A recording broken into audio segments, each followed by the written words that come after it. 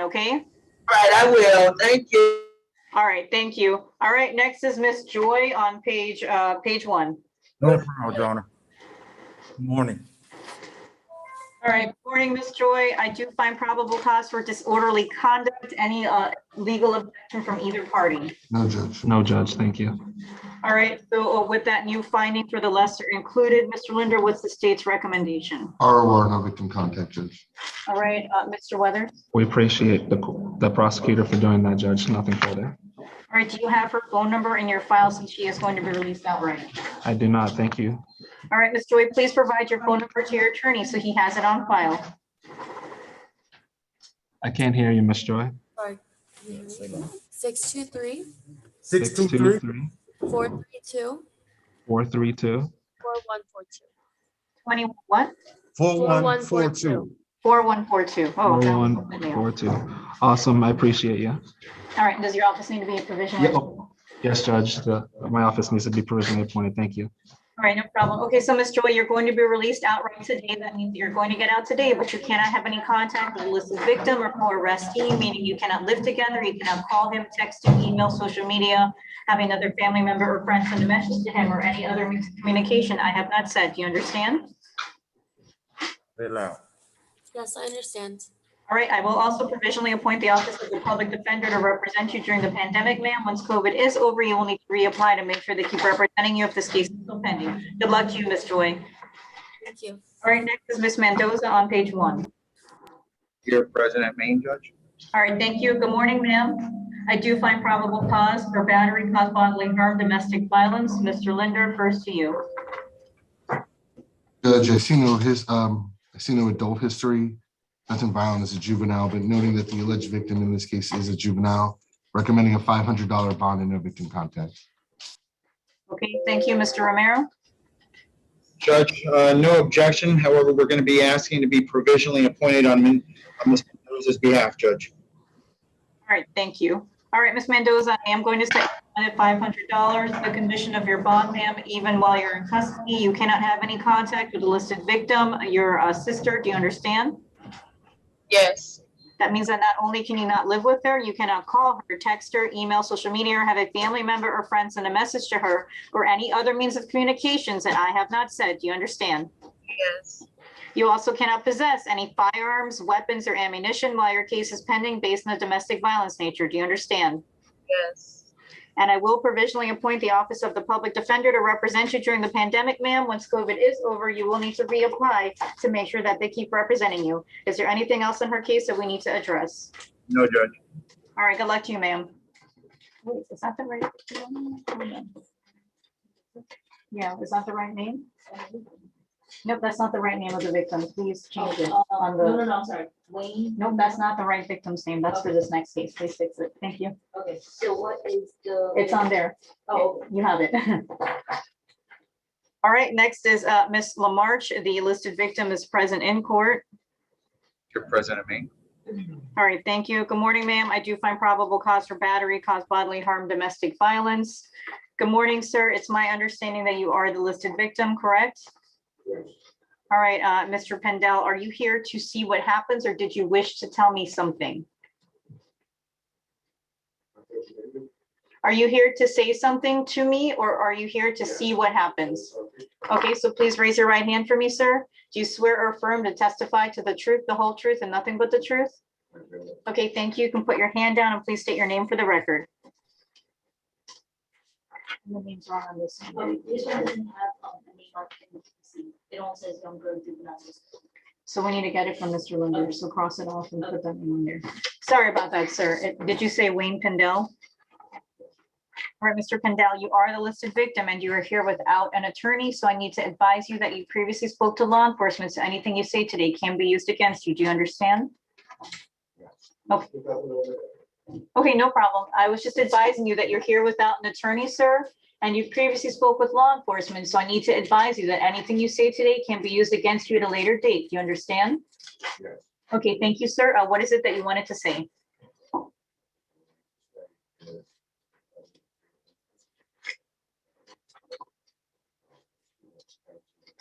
Judge, we can't hear anything. They can't hear him for some reason. How do we turn the volume up? Do a testing, Deputy Davis. It's unmuted, but we're having real technical difficulties today.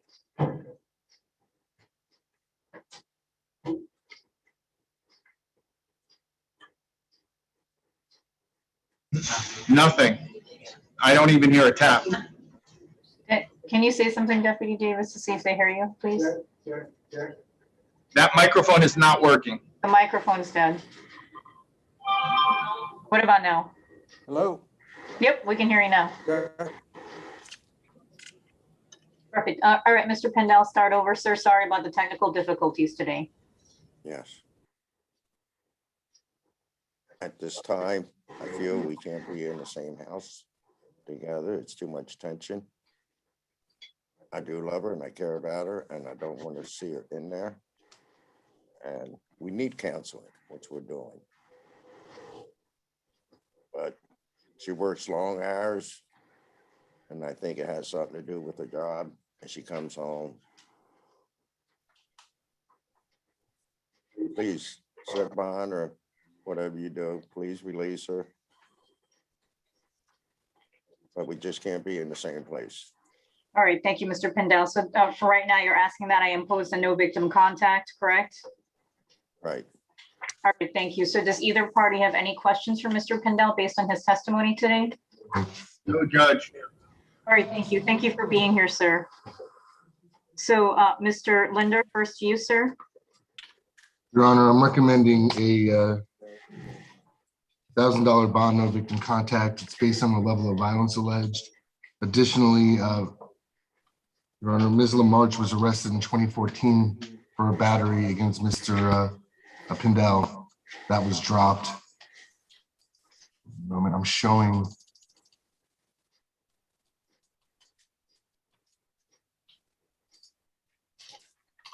Looks like she went through drug court on 2 separate possessions of cocaine in 2013 as well, Your Honor, nothing further. Okay, thank you. Mr. Romero? Judge, Mrs. LaMarche has been residing in our community her whole entire life. She is working. She's been working at Charlie's Angel Cleaning Service, only making $13 an hour. I know she's been putting in long hours, but unfortunately, she really has no sort of savings to post any sort of monetary bond. Now, her and the alleged victim do live together. They reside together.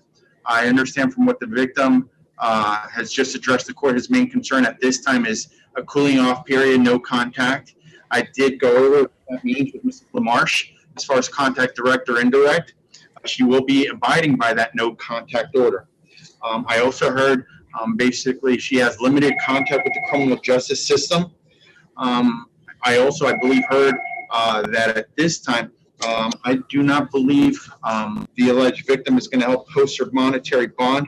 What we were going to be asking for the court to consider is releasing Ms. LaMarche on pre-trial release, because right now financially, nobody's going to be able to afford to post her monetary bond, Judge. All right, thank you. While I understand that, I also have to assess the danger that she poses to the community, particularly this listed victim. The allegations are that there was blood observed on his shorts, blood running down his left arm, and that he advised police that he was struck in the back of the head, allegedly, and scratched on his arms by Ms. LaMarche. I am going to set bond in the amount of $1,000. Finding is appropriate at this time. The conditions of your bond, ma'am, even while you're in custody, are that you cannot have any contact with the listed victim, Mr. Pendel, meaning not only can you not live with him once you're out, you cannot call him even while you're in custody or out of custody. You cannot send letters to him in or out of custody. You cannot have a friend or family member send a message to him for you even while you're in and out of custody, or have a family member send a message to him by any other means of communication, or yourself communicate with him by any other means that I have not said. Do you understand? Yeah. You also cannot possess any firearms, weapons, or ammunition while your case is of domestic violence nature, ma'am. Do you understand? Sorry, is that a yes? Yes, ma'am. All right, and I will provisionally appoint the Office of the Public Defender to represent you during the pandemic. Once COVID is over, ma'am, you will need to reapply to make sure that they keep representing you. Anything else on her case? Yes. All right, thank you. Thank you for being here, Mr. Pendel. Good luck to you, sir. All right, next on page 2 is is it Cretes? Price. Kreitz. All right, Ms. Kreitz, good morning. I do find probable cause, count 1, battery on an officer or firefighter, count 2, violation of pretrial release condition for domestic violence, and 21-4881 CF-10A. I am going to revoke your bond. You're going to be held no bond for violating this court's order and not having contact with the listed victim. You were told on May 24th, 2021 to stay away from the listed victim, and you were alleged you were in their home. Count 3, probable cause for battery on an officer. Your Honor, there should be no PC for count 2. That count of battery was declined. All right, give me 1 minute. Thank you, Mr. Linder. Right.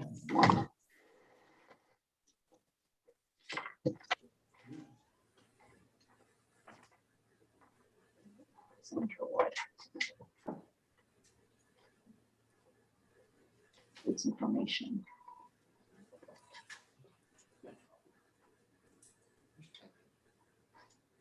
All right, he's correct. I will withdraw that. Sua sponte. All right, so no PC on count 2. All right, so with 1 and 3, the battery on officer, Mr. Linder, first to you. Judge, one moment. Judge, I'm recommending a $2,500 bond on counts 1 and 3, noting that on the case where the battery was declined, Ms. Kreitz does still have a pending battery on a law enforcement officer and resisting without violence. And she also has a pending 2019 aggravated battery with a deadly weapon against a different alleged victim. What's that case number? I need the allegations, please. Sure, 19-13140 CF-10A. All right, thank you, Mr. Romero, sir. Sorry, Mr. Weathers. Thank you, Judge. Though the prosecutor notes her priors and the nature and the circumstance of this incident, Judge, I'd like the court to know that she's been a resident of Broward County for 33 years.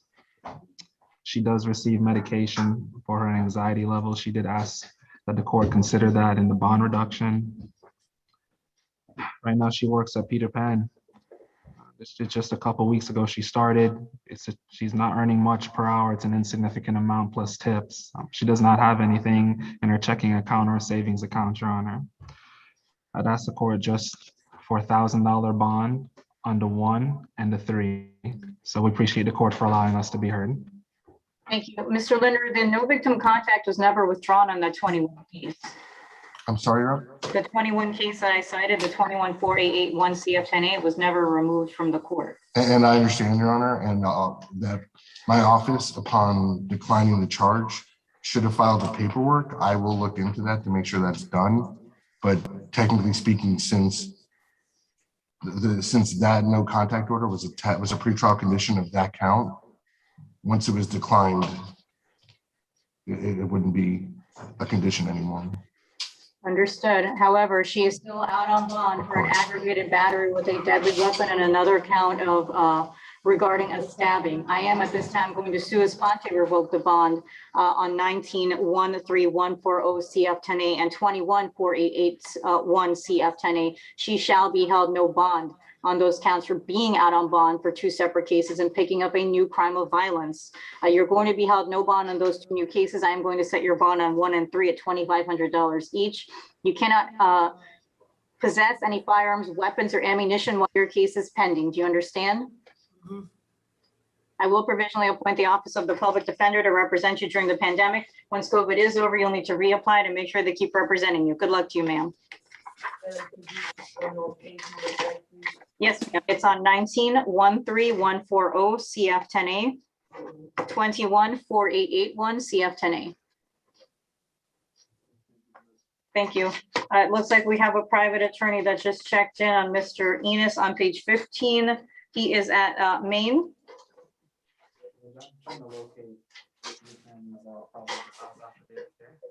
For who? I'm ready in a second, Judge. Okay, Ms. Cooper, can you please print him a copy, make a copy for Mr. Simon of Mr. Enos's PC so he can read it, please? Ms. Cooper. Stokely, Ennis. All right, so let's go, while we're waiting on that, let's go to Ms. Coulson on page 3. Here. at Maine next to me, Judge. Mr. Linder, did the state want to do an announcement before I move forward? Yes, Your Honor, I just need, one moment, Judge, I just need to get the case number. 214080 MM10A. Yes, thank you, Judge. Then the state would be announcing a no info and decline charges on case number 214080 MM10A. All right, so Ms. Colson, you're going to be released today. Good luck to you, ma'am. The state is not going to file charges on this. Good luck to you, ma'am. Thank you. All right, but I did find PC for the record, but she's going to be released because the state declined the charges. All right, no info. All right, next on page 4 is Ms. Boizo. Ms. Boizo is approaching, Judge. She's here at Maine. Come on up, ma'am. All right, thank you. All right, Ms. Boizo, good morning, ma'am. I do find probable cause for aggravated battery. Offender knew or should have known victim was pregnant. Mr. Linder, let me turn this down a little. Judge, I see no history. However, based on the level of violence, I'd be recommending a $5,000 bond, no victim contact, no return. Thank you, Mr. Romero. Judge, as you heard, this is the first time she's ever been arrested in her life. She's been here residing in our community her whole entire life. She works at a restaurant. My understanding, Judge, I did advise her the purposes of today. Unfortunately, today is not the day to fight her case. The only thing I just wanted to bring on to your attention, Judge, is my understanding is law enforcement was called and she remained on the scene to try and explain her version of what happened. She will be coming back to court, Judge, based on her lack of priors. I was going to be asking the court to consider setting a $2,500 bond on her behalf and to provisionally appoint my office. All right, thank you, Mr. Mayor. However, based on the level of violence that the listed victim was allegedly struck in the back of the head with a glass mug while she was pregnant, the defendant advised that she knew she was pregnant. I am going to set bond in the amount of $5,000. Ma'am, the conditions of your bond, even while you are in custody, are that you cannot have any contact, direct or indirect, with the listed victim, meaning you cannot call her, text her, email, social media, letters, have a family member or friend send a message to her, or any other means of communication that I have not said. Do you understand? Yes. You also cannot return to the incident location, the quarterdeck. Do you understand? Yes. You cannot possess any firearms, weapons, or ammunition while your case is pending. Do you understand? Sorry, is that a yes? Yes. We'll provisionally appoint the Office of the Public Defender to represent you during the pandemic, ma'am. Once COVID is over, you will need to reapply to make sure that they keep representing you. Anything else on her case? Nothing else, Judge. Okay. All right, good luck to you.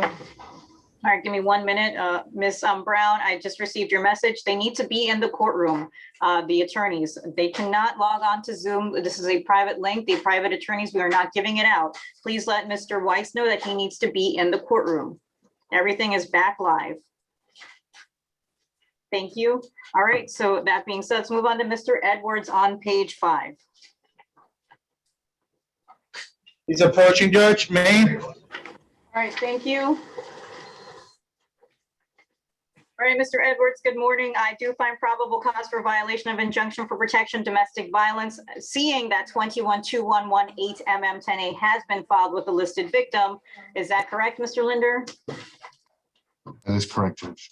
You were advised by me on April 14th to stay away from the listed victim and not go back to his home. And it's alleged that you were inside his home violating this court's order. I am holding you no bond on 212118 MM10A. All right, on the new law, Mr. Linder, first to you. Your Honor, first, I just want to advise the court, my office had contact with the alleged victim. He advised that Mr. Edwards Jr. needs help. He is spiraling out of control. Judge, I'm recommending a $7,500 bond, pretrial release with a GPS monitor, level 1, no victim contact. As Your Honor mentioned, he already has a pending case for violating the same injunction. He also has a 2020 conviction for violation of injunction, criminal mischief, and violation of pretrial release conditions, that being a no contact order from another violation of injunction case. That was a 2020 violation of injunction criminal mischief case that he pled out and violated probation on as well. 2018, resisting with violence and battery. 2011, resisting without violence. 09, delivery of cocaine. Your Honor, he has some other priors, but those are the most significant and relevant to the matter before the court. All right, thank you. Romero? Judge, I spoke with Mr. Edwards. He is contesting certain of the allegations. He and says he's never went inside the home. He was merely going in the backyard to getting some clothes. That was the only contact he had. Unfortunately, he's homeless. He's financially indigent. No one can help post his monetary bond. And Judge, we're asking for one, a mental health screening and a medical screening, and to be provisionally appointed on his case, Judge. All right, thank you. Unfortunately, Mr. Edwards, the stay away order is 500 feet. The domestic violence stay away orders are always 500 feet, and that includes the victim's home. So you are in direct violation of this court's orders. I am going to set bond on the new law at $5,000. Once you post bond, you're going to be supervised by pretrial release level 1, so I can ensure the safety of the listed victim. You cannot return to the listed property if your division judge releases you from custody. That's within 1,000 feet now. Do you understand? Good. I don't have the money. Within 1,000 feet. Do you understand? You have a nice day. I'm going to be in jail. That's what you said. You also cannot have any contact with your father, the listed victim, while you are in custody, sir. Do you understand? My father doesn't want to be a father. Thank you, Judge. Do you understand that you cannot contact him while you are in custody? You gotta protect me. You cannot call him, you cannot send letters, you cannot have a family member or friend send a message to him or any other means of communication that I have not said, Mr. Edwards. Do you understand? Not gonna help me. Thank you. All right, and no firearms, weapons, or ammunition. I'll provisionally appoint the public defender's office to represent him during the pandemic, and I'll also sign those mental health screens and medical screening order. I do have the same concerns. Good luck to you, Mr. Edwards. All right, next, looks like you're ready on Mr. Ennis, sir. I am, Your Honor. All right, so let's, if we have Mr. Ennis there. Mr. Ennis, come on up. Your private attorney's here. Suppose you go ahead. All right, thank you. Just let me get the paperwork out myself, page 15.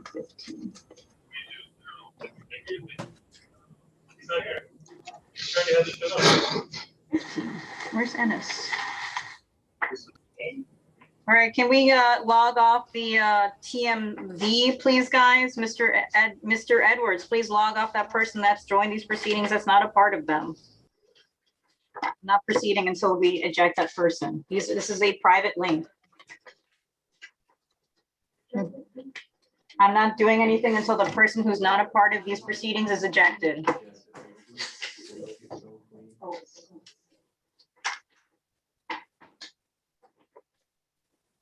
He's not hearing me. Mr. Edwards, can you please, guys in video operation, I am not the host. I cannot control anything, and there is somebody in our Zoom link who's not supposed to be here. Please eject them. I cannot go forward. Okay, no problem, Judge. Link, thank you. Or you can make me co-host and I'll start doing it, whatever works.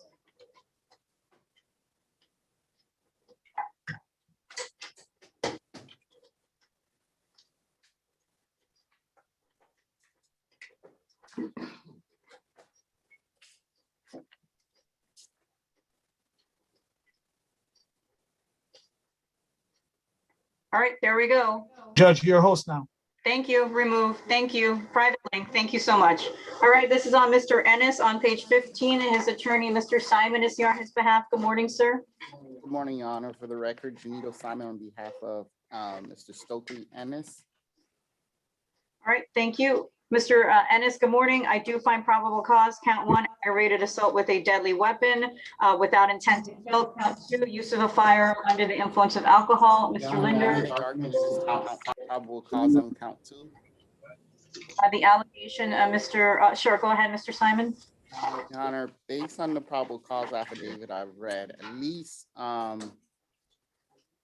from the alleged victim, there's no information on the probable cause from the alleged victim that Mr. Ennis appeared intoxicated in any way. I would imagine some time had happened until Mr. Ennis had contact with law enforcement. And it's at that point law enforcement talks about Mr. Ennis appearing under the influence.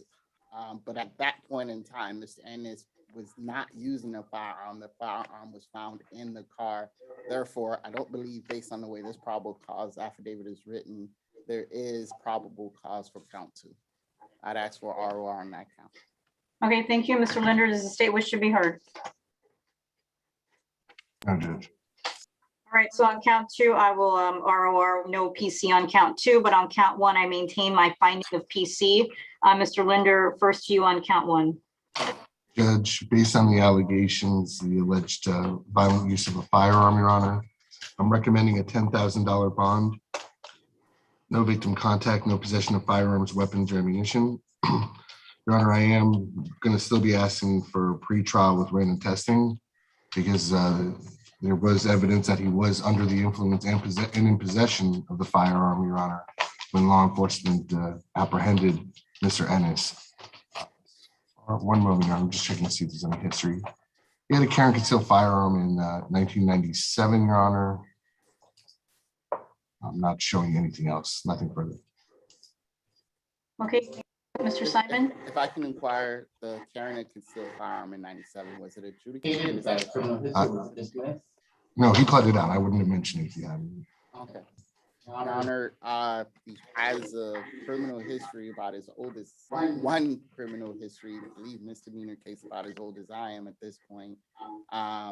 For at least the last 25 years, Mr. Ennis has had limited, if no contact with law enforcement. Obviously, I get the concern, Judge, but if we're gonna do pretrial, which I'm gonna agree to in regards to pretrial, I don't understand what the point of an astronomical bond of $10,000 would be. I'd ask for what I believe is standard on third-degree cases, third-degree felony cases, which is $2,500. All right, thank you.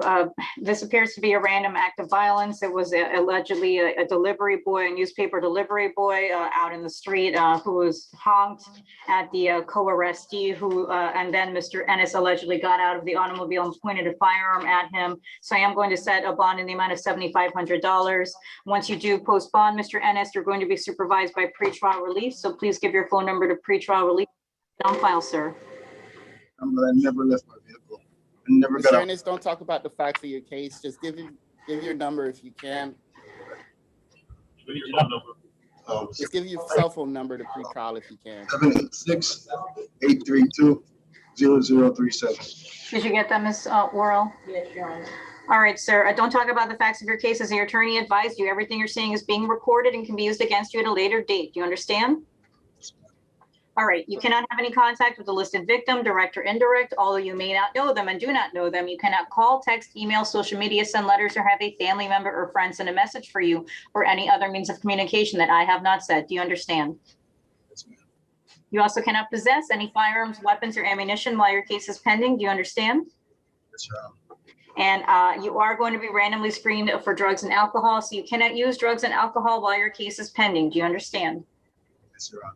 And Mr. Simon is here on your behalf. Is there anything else on his case that we need to address? No, Your Honor, I just want to clarify as to the number. It's 786-832-0037. I didn't hear it, so I want to make sure we get it.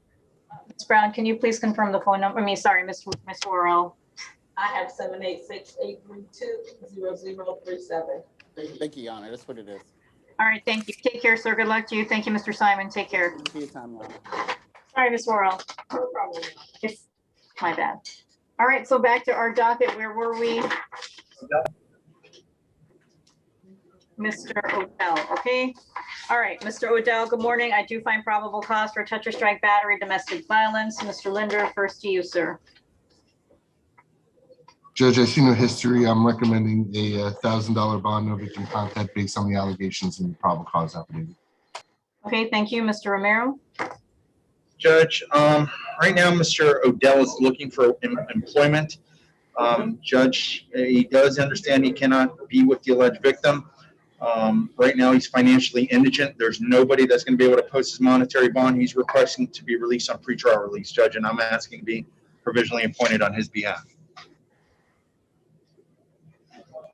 All right, thank you. I am going to release you to pretrial release. Mr. Odell, please provide your phone number to pretrial before I continue with my orders. 954-682-1784. Did you get that, Ms. Worrell? Yes. All right, sir, you cannot have any contact, direct or indirect, with the listed victim. That means that you cannot call her, text her, email, social media, have a family member or friend send a message to her, live with her, go by where she's working, if she's going to school, or any other means of communication that I have not said. Do you understand? Yes, I understand. But, You also cannot possess any firearms, weapons, or ammunition while your case is pending based on domestic violence nature. Do you understand? And I will provisionally appoint the Office of the Public Defender to represent you during the pandemic, sir. Once COVID is over, you will need to reapply to make sure that they keep representing you. Is there anything else in Mr. Odell's case that we need to address? All right, good luck to you, sir. All right, next is Mr. Barry on page 5. Your Honor, if I could be heard before you make a ruling. Sure, go ahead. I didn't see a pending violation on count 2. Well, it's not a pending violation. The injunction was dissolved December 21st of last year. Okay, thank you. So, Mr. Barry, good morning. I do find probable cause on counts 1 and 3 and no PC on count 2. However, that being said, you are out on a bond for a different battery with different listed victims in 20-7226 MM10A. I am going to revoke your bond on that case while being out for a crime of violence. It's alleged you picked up a new crime of violence. So you're going to be held no bond on that case. With regards to the new law, Mr. Linder, what's the state's recommendation? Your Honor, I'm recommending a $5,000 bond, pre-trial random testing, no victim contact. He has the pending battery case that Your Honor mentioned. He was arrested for battery earlier this year against the same alleged victim. That was dropped in mid-May of this year. He was convicted in late January this year of a violation of injunction against the same alleged victim from last year. He also was arrested in 2019 for battery against the same alleged victim. That was dropped. 2018, he was convicted of 2 counts of battery. He also has another battery pending. Well, let me just make sure that's pending.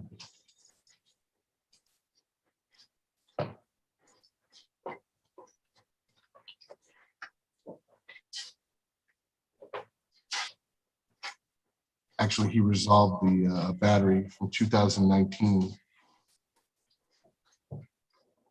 Looks like he is on county reporting probation until April 29th of 2022.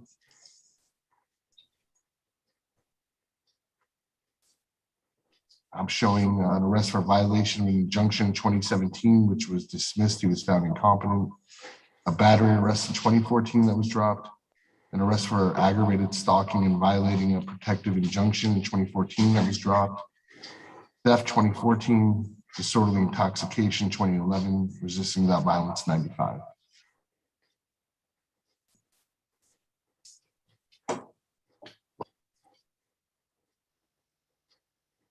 Anything else? Nothing further, Judge. Okay, thank you. Mr. Romero? Judge, I spoke to Mr. Barry. Unfortunately, at this time, he's not working, gets disability, is financially indigent. No one's going to help pay any sort of monetary bond. Judge, I do have concerns. I'm going to be requesting a mental health screening and a medical screening order on behalf of Mr. Barry and to be provisionally appointed. All right, thank you. So I'll sign that mental health screen and medical screening order. And I'll provisionally appoint your office to represent him during the pandemic. I will set bond as requested by the state at $5,000. Once you post bond, however, he will be on pretrial release level 2 with the GPS. I do have concerns based on him pleading out a violation of DV injunction recently, and regarding the same listed victim. Pretrial level 2, if his division judge does give him a release, because I've already revoked his bond on his other pending battery with a different listed victim. You cannot contact this victim, direct or indirect, Mr. Barry, and that includes while you are in custody. That means you cannot call her, text her, email, social media, send letters, have a family member or friend send a message to her, or any other means of communication. Do you understand? Yes, Your Honor. You also cannot possess any firearms, weapons, or ammunition while your case is pending based on domestic violence nature, sir. Do you understand? Yes, Your Honor. And you cannot use any drugs and you cannot use any alcohol once you are released from custody, because you are going to be randomly screened at least 2 times per week. Anything else in Mr. Barry's case that we need to address? Your Honor, revoked on 7226. Yes, Okay, thank you, Judge. you're welcome. Yes, Ms. Worrell, do you need a phone number? It's level 2. No, that's level 2, no, Your Honor. And On count 3, if you just leaving that as no car, I'll leave it as NC. thank you. Thank you. All right, so next is Mr. Hyacinth on page 5. Approaching Judge Maine. All right, thank you, Mr. Hyacinth. Good morning, sir. I do find probable cause for touch or strike battery, domestic violence. Mr. Linder, hold on, let me turn this down. Judge, I've seen her history. I'm recommending $1,000 bond. No victim contact, noting level of violence, injury suffered by the alleged victim. She had to be taken to the hospital for treatment. Okay, thank you, Mr. Romero. Judge, at this time, I'm just asking the provision appointed on Mr. Hyacinth's behalf. All right, thank you. So I am going to set bond in the amount of $1,000 based on the reasons the state put forth on the record. The conditions of your bond, sir, are that you cannot have any contact, direct or indirect, with the listed victim. Do you understand? Can't hear him. Yes, Judge. All right, that means that not only can you not live with her, you cannot call her, text her, email, social media, have a family member or friend send a message to her, or any other means of communication that I have not said. Do you understand? Yes. You also cannot possess any firearms, weapons, or ammunition while your case is pending based on a domestic violence nature. Do you understand? And I will provisionally appoint the Office of the Public Defender to represent you during the pandemic, sir. Once COVID is over, you will need to reapply to make sure that they keep representing you. Anything else in his case that we need to address? No, Judge. All right, thank you. Good luck to you, sir. Next is Mr. James on page 5. Judge Maine. Yes, If we could either, I was told that the alleged victim was going to be coming to court. If we could put on a recall, we weren't able to give her notice really that much in advance. okay, thank you. We'll put her on a recall. I don't have a DV, no contact order anyway. I do have it written up just in case. I wasn't sure if you had. Okay, thank you. All right, so we'll put it on recall because I need her name anyway. We can't fill out the paperwork. So take a seat, Mr. James. You're on a brief recall. All right, next is Mr. Colbert on page 6. Your President, just to remind the court, he advises he to retain private counsel. Okay, thank you. His mother's here, so let me ask her. All right, Mr. Colbert, are you aware of whether your family or you have hired a private attorney to represent you in this case? You might have? Okay, so hold on, she's here, so, okay.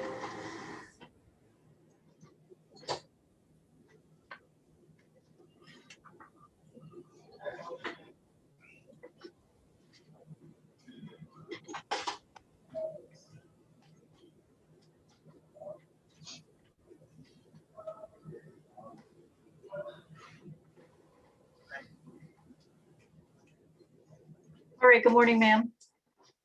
Nope, she's muted. Thank you, Deputy Davis. All right, good morning, ma'am. I'm sorry. Good morning. All right, are you what's your relationship to Mr. Colbert? I'm his mother, And what's your name? Latoya Bryant. Okay, did you hire or did somebody from your family retain a private attorney to represent him this morning, or does he need the services of the public defender? At this time, we need the service of the public defender. Okay, not a problem. So thank you for being here. He needs to have a discussion with Mr. Romero. Do you need time to speak to him then, Mr. Romero? I do, Judge. All right, thank you. So you can just take a seat and then we'll recall his case, either inside or outside, okay? Okay, thank you. I'll talk to him when I can, when I have a moment. Okay, so he'll be on a brief recall as well so that he can speak to Mr. Romero. So next is Mr. Wilson on page 6. Judge Maine. All right, Mr. Wilson, good morning. I do find probable cause for domestic battery by strangulation with regards to count 2, Mr. Linder. Is there a prior battery conviction? Yes, Your Honor, one moment.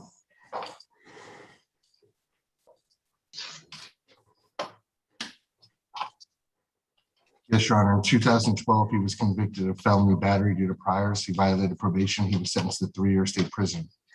He also has a grand theft auto in 2017. 2008, domestic violence battery by strangulation. He violated probation and was sentenced to 18-month state prison. He was convicted of battery on a 2004 arrest and had another arrest for battery in 2004 that was dropped. Judge, based on his prior history involving violent offenses and the level of violence alleged in this case, I'd be recommending a $10,000 bond on count 1. a $5,000, I'm sorry, $10,000 bond on count 1, $5,000 bond on count 2, no victim contact. Thank you, Mr. Romero. I spoke to Mr. Wilson today. He's been living in our community his whole entire life. At this time, he's actively looking for employment. Now, he does live with the alleged victim. He does have a separate place to reside. He's going to be reaching out to his father. And his father's the only person that can help post his monetary bond. He's employed as a roofer. So his father's not going to be able to afford what the state is asking for, Judge. Considering the last time Mr. Wilson, from what I heard correctly, his last contact with the criminal justice system, as far as the state going forward, was approximately 4 years ago. We are going to be requesting a $3,500 bond on Mr. Wilson's behalf on count 1, $1,500 bond on count 2. That would be a total of $5,000 on Mr. Wilson's behalf and to be provisionally appointed on his case, Judge. All right, thank you. I do find him to be a danger to the community, particularly danger to those that he's alleged to have been dating based on a prior DV battery by strangulation conviction that he went to Florida State Prison on, and now this new domestic battery by strangulation, which was captured on the Ring video and described in quite great detail the struggle that the listed victim was going through and how her feet were shaking when she was being allegedly choked. I am going to set bond in the amount of $15,000 on count 1, $5,000 on 2. Once you post bond, you're going to be supervised by pretrial release level 2 with the GPS. And also the listed victim advised police there was a history of domestic violence, which I need to take into account when setting bond release conditions. Sir, you cannot have any contact, direct or indirect, with the listed victim. Do you understand? Speak up louder or yes, ma'am. That means that even while you're in custody, sir, you cannot call her, send letters, have a family member or friend send a message to her, or any other means of communication that I have not said. And once you're out of custody, you cannot live with her. You cannot go by where she's working. If she goes to school, no phone calls, no text messages, or any other means of communication that I have not said. Do you understand? Is that a yes?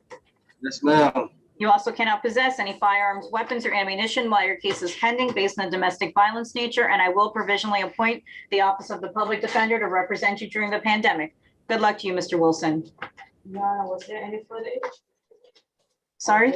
Was there say 1,000 or 500 feet or? no? It's gonna be 500. That's the standard DV. Stay away. Okay. Yeah, the standard DV orders, I'll say 500 feet. Thank you. No problem. All right, next is Mr. Ortiz on page 6. Judge, I may. All right, thank you, Mr. Ortiz. Good morning. I do find probable cause on count 1 for disorderly conduct. He's a co-arrestee of Miss Joy on page. The parties on count 1. No, Judge. No, Judge, thank you. Okay, and on count 2, it's a parole violation, so he's going to be held no bond on that. Mr. Linder, on count 1, what's the state's recommendation? ROR, no victim contact. All right, thank you, Mr. Romero. Judge, I didn't hear everything, but I believe the court did not find probable cause similarly as to the co-defendant on count 1, but the court found probable cause as to disorderly conduct. Correct, and count 2 is a parole violation. Judge, and the state is recommending ROR on count 1. Yes, with no victim contact. Judge, nothing further from the defense. Does your office need to be provisionally appointed on count 1? 1, yes. Okay, thank you. All right, sir, so I will release you on your own recognizance on count 1. However, you still have to deal with that parole violation that you're being held no bond on. You cannot contact the listed victim, direct or indirect, Ms. Joy, meaning once you get out of custody, you cannot live with her, call her, text her, email, social media, have a family member or friend send a message to her, or any other means of communication that I have not said. Do you understand? Yes. I will also provisionally appoint the Office of the Public Defender to represent you on count 1. Once COVID is over, sir, you will need to reapply to make sure that they keep representing you. Anything else on his case? No, Judge. Good luck to you. Next is Mr. Peterkin on page 7. He was up last week with 2 no bond holds for violations of probation. He's refused, correct? So we're going to proceed in absentia. I do find probable cause for domestic battery by strangulation, dating relationship. Mr. Linder, first to you. Judge, he's being held no bond on first 2 counts for felony violations of probation. Based on that and the level of violence alleged, I'm recommending a $10,000 bond and no victim contact. Okay, thank you. Mr. Romero. Judge, I'm just asking to be provisionally appointed on Mr. Peterkin's behalf, Judge. All right, thank you. So I will set bond in the amount of $10,000. No victim contact, direct or indirect, no firearms, weapons, or ammunition based on the domestic violence nature, and I will provisionally appoint the Public Defender's Office to represent him during the pandemic. Anything else? No, Judge. All right, no problem. Next is Mr. Jackson. Sheriff Mann approaching. All right, Mr. Jackson, good morning, sir. I do find probable cause for aggravated battery caused by, actually, does anybody want to be heard as to PC on count one as to a felony battery versus a aggravated? Fine, Judge. I don't have an argument, Judge. Thank you.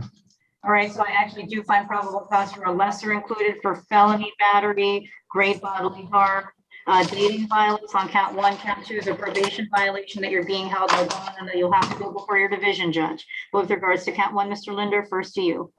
Judge, I'm recommending a $25,000 bond. Pretrial release of the GPS monitor level 1, no victim contact. First, this is based on the level of violence that he allegedly punched the victim in the face, causing her to break her nose. Additionally, at the time of this incident, Your Honor, Mr. Jackson has 6 pending felonies. Case number, please, and charges.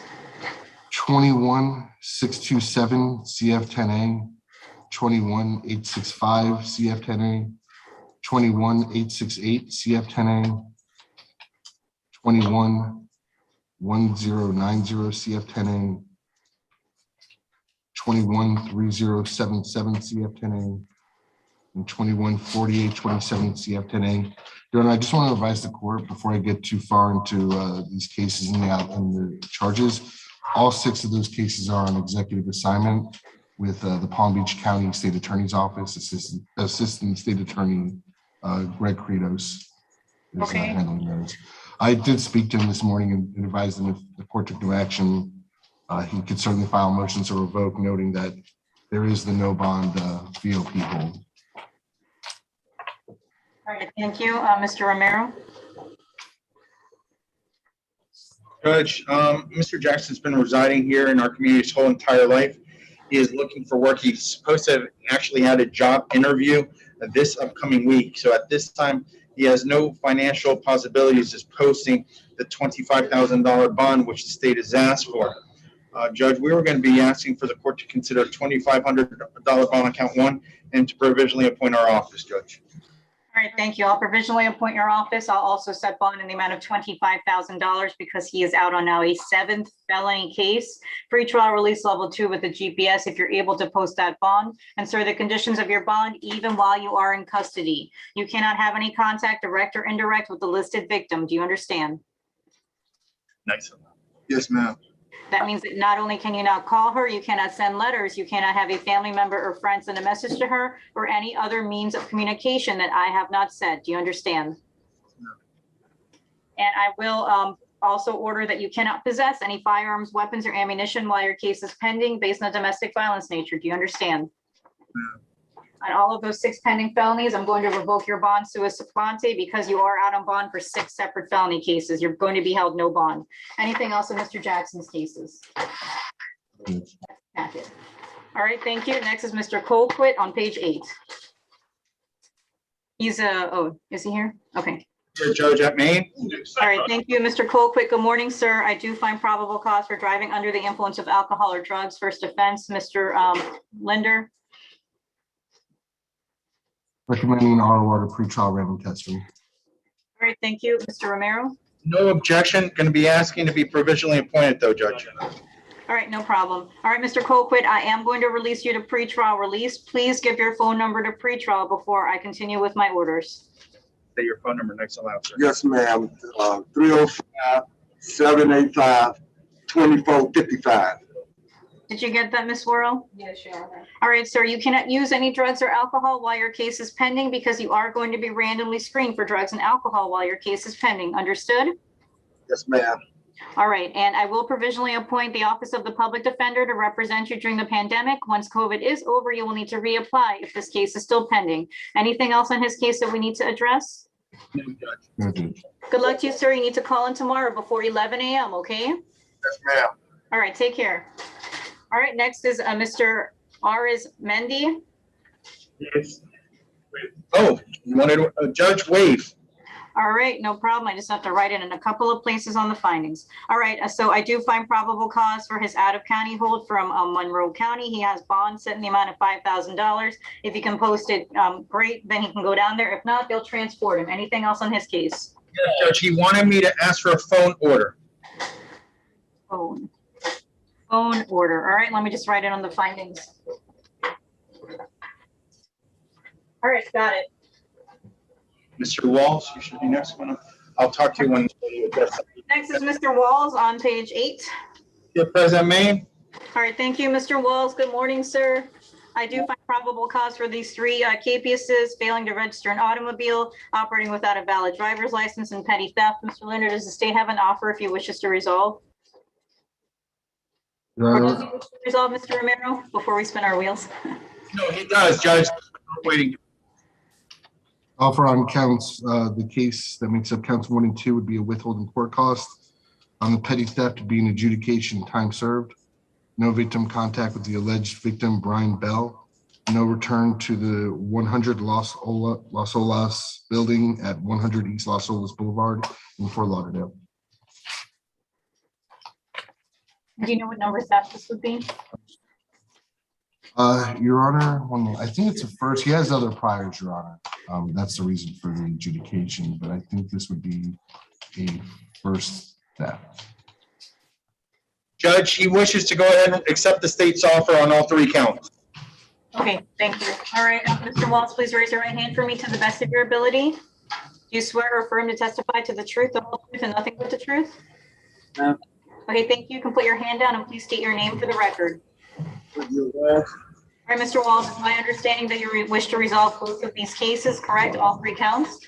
No. All right, you understand the charges against you? Sorry. And do you understand everything we've discussed here today? No. Is anyone forcing you to resolve either of your cases? Yeah. Sorry? Cut out, Judge, the last sentence. Is anyone forcing you to resolve either of these cases? Ma'am. Are you under the influence of alcohol or drugs?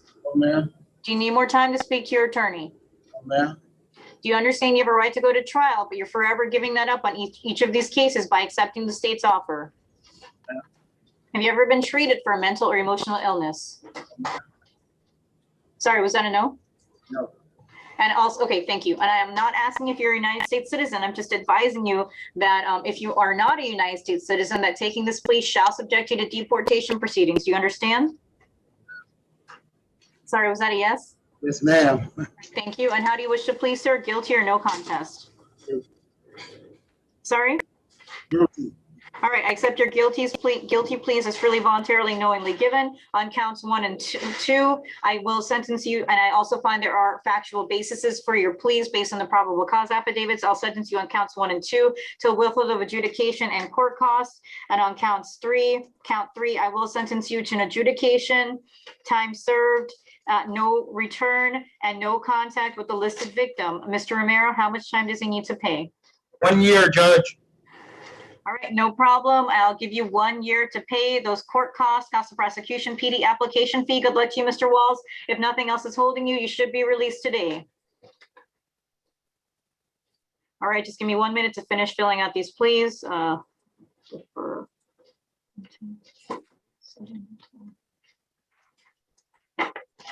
right, so that brings us to Mr. Frederick on page 8.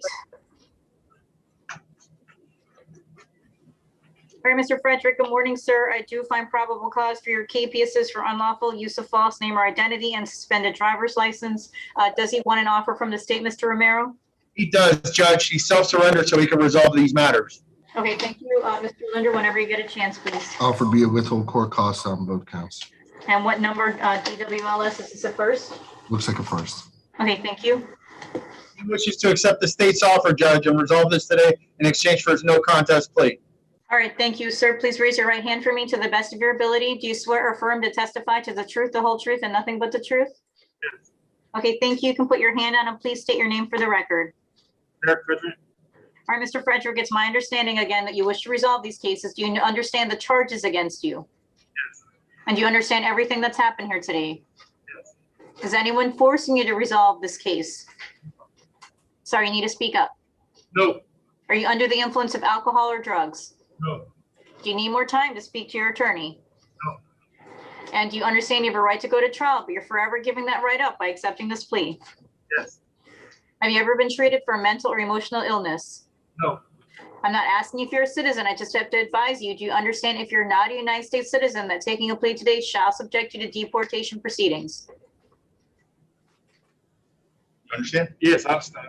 All right, and how do you wish to, actually, before I ask you that, sir, I also must advise you that upon a third conviction for driving with license suspended, it may result in a mandatory 10-day jail sentence pursuant to Florida statute. Do you understand?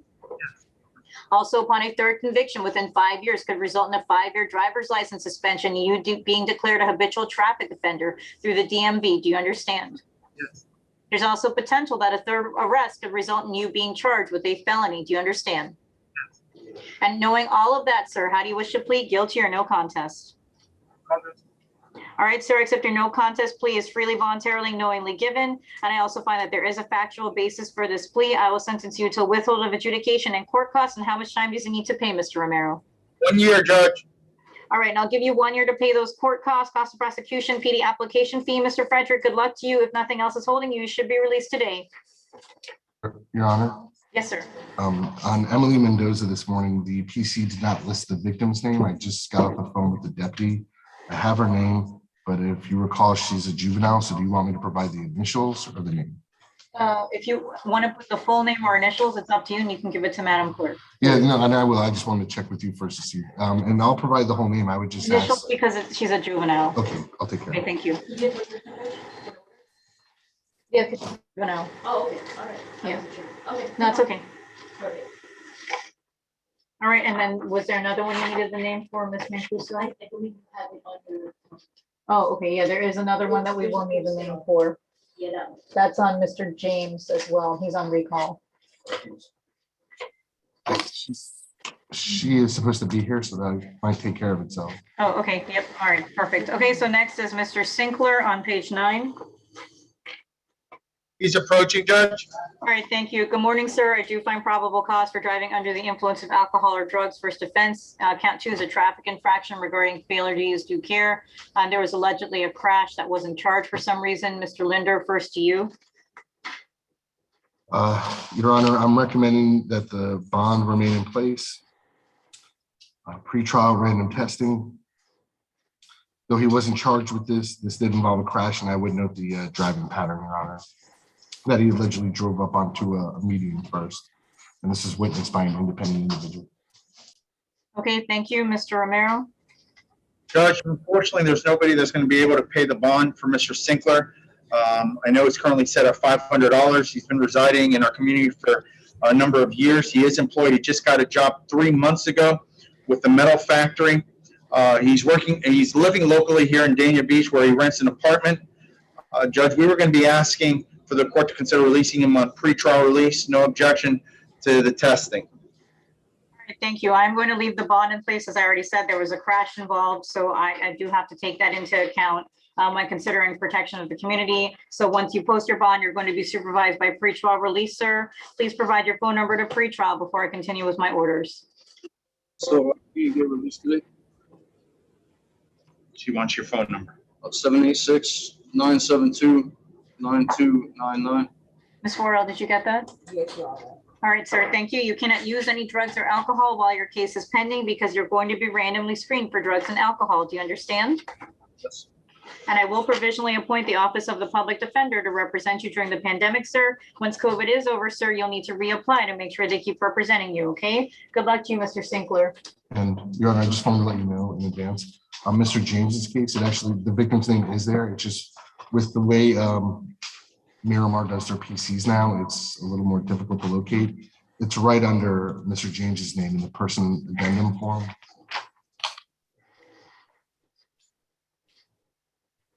Oh, okay, with the 94 date of birth.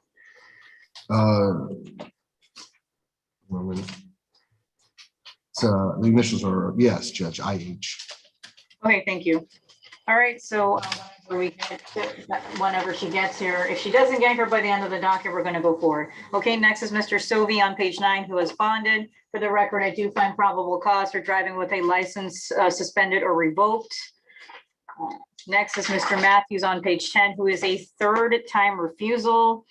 Don't know how we got here, but here we are. It's a third refusal. We're proceeding without him. I do find probable cause. Count 1, touch or strike battery. Count 2, touch or strike battery. Count 3, battery cause bodily harm. Count 4, petty theft, second degree, first offense. Count 5, resisting an officer without violence. Mr. Linder, first to you. Judge, I'm asking that the court keep the bonds in place with an order of no victim contact and no return to the listed establishment. I don't know where these bonds came from, but I'm going to set my own bonds. Okay, thank you. Mr. Romero.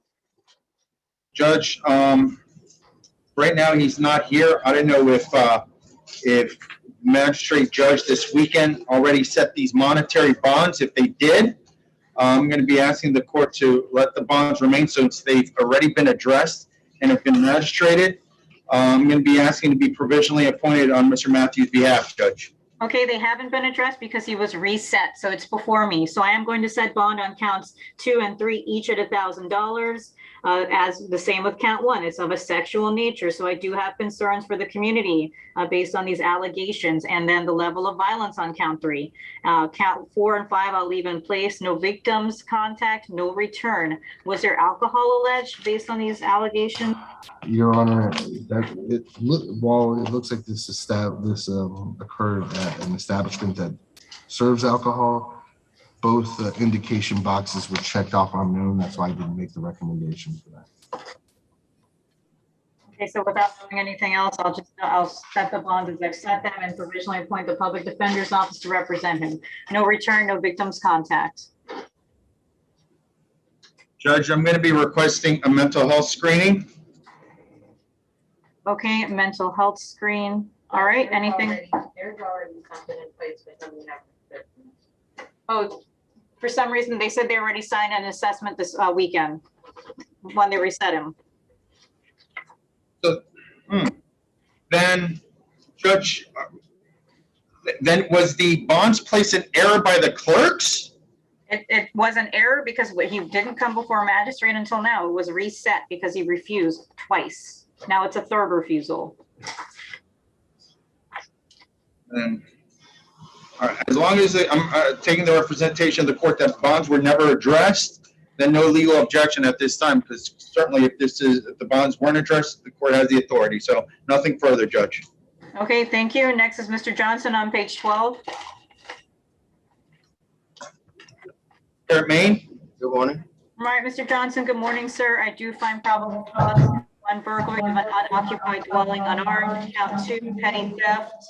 First degree of property under the 750. Count 3, criminal mischief 200 or but under 1,000. First offense. Mr. Linder, first to you. Judge, I'm recommending a $7,500 bond on count 1. No victim contact, no return. His history includes 2018 possession of substituted cathinones, VOP, 364 days county jail. 2015, 2 separate cases, possession of PVP, 39 months state prison. Theft, 2012. Delivery of cocaine, 01, 10-year state prison. Possession of cocaine with intent, 2000, 5-year state prison. Delivery of cocaine, 96, 40-month state prison as a habitual offender. Thanks. Possession of firearm by convicted felon and carry and conceal firearm, 94, 3.5-year state prison. He had other offenses that predate that, Your Honor, but I will stop there. All right, thank you, Mr. Romero. Johnson's been residing in our community his whole entire life. At this time, he's looking for work, has not been successful. However, he does have a place to reside. He lives in Lauderhill with his nephew and his sister-in-law. My understanding is speaking to Mr. Johnson, his family is not in a position to post any sort of monetary bond. Judge, we are going to be requesting, based on Mr. Johnson being financially indigent and his family being financially indigent, we're going to be asking the court to consider releasing him on level 2 pretrial. Okay, I'm not going to do that based on the very lengthy priors and this being allegedly, someone's hotel room. Give a monetary request. Judge, he can't afford anything. I know he has priors, but the last time I believe was 2 years ago or 3 years ago, and that was on a drug offense. So right now he can't afford to post any sort of monetary bond, Judge. All right, so I'll take that all into consideration. I'll set bond in the amount of $3,000. The condition of your bond, sir, even while you're in custody, you cannot have any contact with the listed victim. Even if you don't know her, you cannot call her, text her, email, social media, have a family member or friend send a message to her or any other means of communication. I have not said. Do you understand? Okay, I believe he said yes. You also cannot return to the incident location, the entire hotel, the Plantation Inn. Do you understand? And I will provisionally appoint the Office of the Public Defender to represent you during the pandemic, sir. Once COVID is over, you will need to reapply to make sure they keep representing you. Anything else on Mr. Johnson's case? Okay. Good luck to you, sir. Next is Mr. McLendon on page 13. He's approaching Judge Main. Okay, thank you, Mr. McLendon. Good morning, sir. Count one, we need to address, it's actually over 14 grams, but less than 28 grams. Any legal objection? I don't have one, Judge. Thank you. Okay, thank you. So, Mr. McClendon, good morning. I do find probable cause for trafficking in fentanyl over 14 grams, but less than 28 grams. Count two, trafficking in methamphetamine over 14 grams, less than 28 grams. Count three, possession of cocaine. Count four, selling a drug scheduled 1A, 1B, 1D, 2A, 2B, or 24C, allegedly naloxone swabs. Count five, driving with a suspended license. Count six is a violation of probation. You're being held no bond on. Count eight, Mr. Linder, did I miss the firearm by weapon? Was it separate? Okay, hold on. Is it attached behind that I missed? Okay, I see it. All right, count six is eight, the firearm by weapon. Give me 1 minute.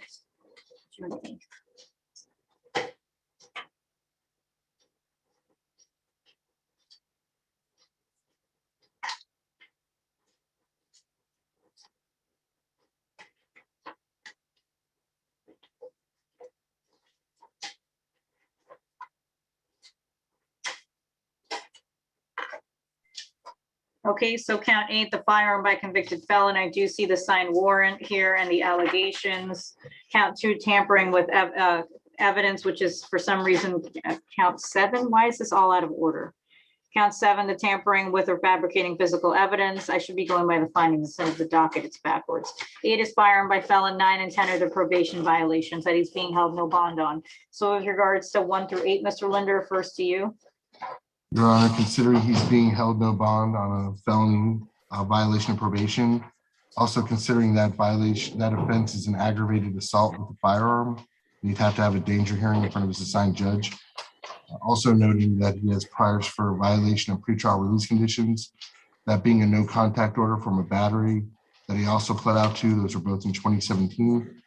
And considering that the new offenses, specifically counts 1 and 2, come with minimum mandatory sentences, I'd ask that the courts keep the bonds in place, set a $70,000 bond on the tampering, $7,500 bond on the possession of weapon or ammunition by convicted felon, no possession of firearms, weapons, or ammunition. Nothing further. Thank you, Mr. Romero. Judge, Mr. McLendon's been here his whole life. He is working, he's employed doing landscaping. Judge, considering he is being held no bond on count 6, I do realize on his VOPs, he has to go in front of his division judge.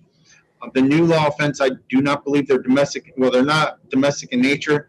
I believe he's going to go in front of a separate judge. So therefore, if he manages to get some sort of relief in front of his domestic judge, we're going to be asking for the court to consider a bond reduction on count 1 specifically from $75,000 to $25,000, and on count 2 from $50,000 to $10,000. We're going to be asking to be provisionally appointed on his behalf, Judge. All right, I understand, but I'm not going to reduce them. It's now a 15-year minimum mandatory on count 1 if he's convicted as charged, so I'm not going to touch that bond. He's going to have to go before his division judge, and I will set bond on the firearm by felon at $5,000. Sir, you cannot possess any firearms, weapons, or ammunition while your case is pending. Do you understand? And I will set on the tampering $1,000 bond. For some reason, it was no bond on the findings, but I did have to set a bond. And I'll provisionally appoint the Office of the Public Defender to represent you in all of your cases and all of your accounts during the pandemic, sir. Once COVID is over, you'll need to reapply if all of these are still pending, okay? Anything else in this case that we need to address? No, Judge. Good luck to you, sir. And I just said 1,000 on count 7. Yes, 1,000 on the tampering and 5,000 on the firearm by felon. You're welcome. All right, next is Mr. Jackson on page 14, who's waived his presence. Correct, Judge. All right, thank you. I find probable cause for his failing to register an automobile, and count 2 is a capias for burglary that I have no discretion over. With regards to count 1, Mr. Linder. Mr. Jackson on page 14, what are you recommending? He's waived. Oh, okay, then I would just ask to keep the bond in place in light of the new bond. All right, thank you. Mr. Romero? I'm going to ask on count 1 and ROR if he manages to go in front of Judge Seal and get some sort of relief. I want this misdemeanor to hold him up and to be provisionally appointed. All right, so I'll ROR him on count 1, provisionally appoint your office to represent him during the pandemic on both cases, and the no bond will have to be addressed by his division judge. All right, next is Mr. Pete on page 14. All Here, Maine. right, good morning, sir. All right, Pete, I do find probable cause counts 1 and 2, possession of short barreled gun, rifle, or machine gun. Count 3 is carrying a concealed firearm. Count 4, resisting without violence. Count 5 is a traffic infraction, not for this court. Mr. Linder, first to you. Recommending a $2,500 bond on counts 1 and 2, no firearms, weapons, ammunition. Okay, thank you. Judge, Mr. Romero? Judge, may we be heard as to count 3? Sure, go ahead. It mentions carrying a concealed firearm. The officer did note in the probable cause affidavit that the firearms were found on the seat in plain view. I'd ask the court not to find probable causes to count 3, or in the alternative to consider that for bond reduction. Thank you. We appreciate the court for allowing us to be heard. Okay, not a problem. I do understand that. I also understand that the tent was allegedly so dark that they could not see into the automobile, which would make it concealed at that point, but I will take that into consideration when setting bond. Thank you, Judge. All right, so Mr. Romero, next to you, sir. Judge, I didn't hear Mr. Lunder when he went over his priors, but Mr. Pete did advise me he has a clean record. He's a lifelong resident of South Florida. He's been working with the same plumbing company for the past 3 years, where he makes about $100 a day. He lives locally here in Palmetto Beach with his mother. His mother's going to help post his monetary bond. She is a hairstylist.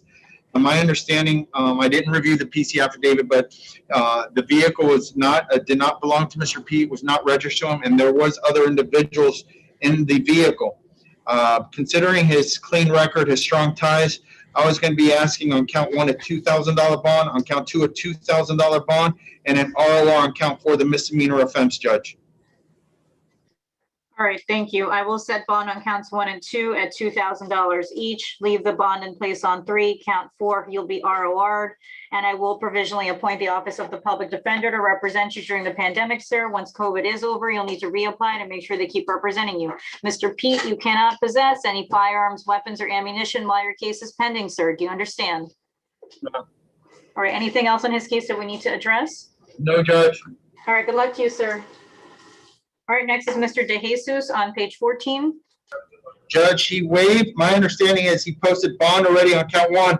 All that was what was here before the court was immigration, and I did talk to him about that, and he wanted me to waive his appearance.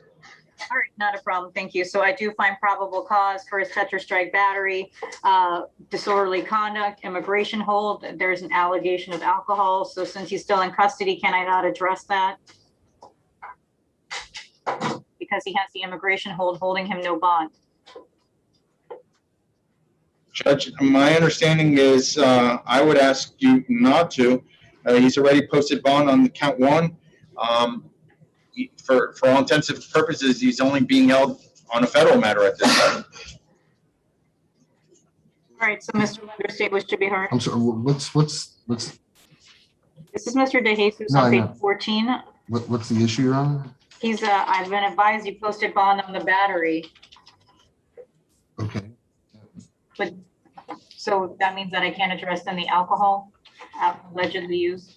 No, because he's still being held in custody, and technically there's an NC on 2 that the court could address if you wish to. Right, which I do wish to, because there's an, It's within the court's purview, I believe. Ms. Cooper, he's still being held, correct? Judge, he's still being held, but again, because bond was posted, he's considered not in custody on one. Immigration has already been notified for pickup, and he should be at. I'll leave it in place with a no victim contact, okay? Okay. Thank you. So I'll leave it in place with a no victim contact and anything else, Mr. DeJesus? No, Judge. Judge, Mr. Van Riel? Yep, next is Mr. Van Riel, is that correct? How do you pronounce your last name? All right, Mr. Van Riel, good morning. I do find probable cause for the grand theft of a firearm, possession of weapon or ammunition by convicted felon, and carrying a concealed firearm. Mr. Linder, first to you with priors. Judge, may we just be heard as to count one before Mr. Linder addresses the bonds? Sure, go ahead. For grand theft of a firearm, the probable cause affidavit didn't mention that he knowingly deprived any owner of it or had knowledge that the firearm was stolen. When a officer asked questions as to where it came about, there was no response from Mr. Van Riel. So therefore, I'd ask the court not to find PC as to count one. Thank you. We appreciate the court for allowing us to be heard. Okay, not a problem. I'll take that into consideration when setting bond, but he was in possession of a recently stolen firearm, so that is satisfies the elements for PC purposes. And I'm not sure about beyond a reasonable doubt, Mr. Weathers. I understand your position, but for PC on such a low standard, it does meet that minimum threshold. Thank you, Judge. Mr. Linder, first to you. Recommending a $5,000 bond on count two. Your Honor, is a 2018 burglary of a conveyance, 32-month state prison. 2017 grand theft auto, 32-month state prison. 2017 aggravated battery against a law enforcement officer, aggravated fleeing and eluding at a high rate of speed. Grand theft auto, resisting without violence and reckless driving, 32 months in Florida State Prison. Thank you, Mr. Romero. Judge, he's been residing in our community his whole entire life. He works for a car auto detail company where he gets approximately $100 a day.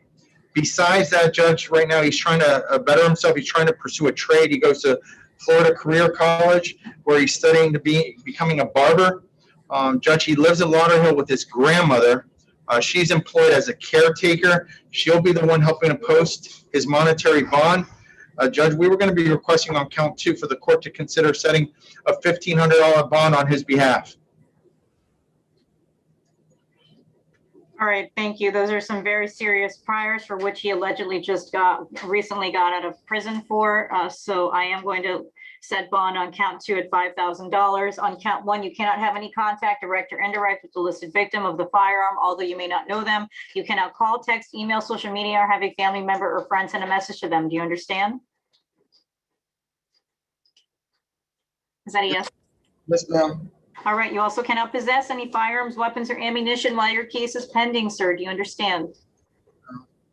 All right, on count one, based on what I discussed, I will ROR you on that count, but that still means, sir, you cannot have any contact with the listed victim, understood? No. All right, and I will provisionally appoint the Office of the Public Defender to represent you during the pandemic, sir. Once COVID is over, you will need to reapply to make sure they keep representing you. Good luck to you, sir. All right, next is Mr. Houston on page 15, who has waived his presence. That is correct, Judge. Thank you. I find probable cause for his violation of parole. He's going to be held no bond and he'll have to go before the parole board. Anything else on his case? Judge. Okay, thank you. Next is Mr. Norris on page 16 and 17, who's refused, but we're proceeding based on those numerous no bond holds. Yes, Judge.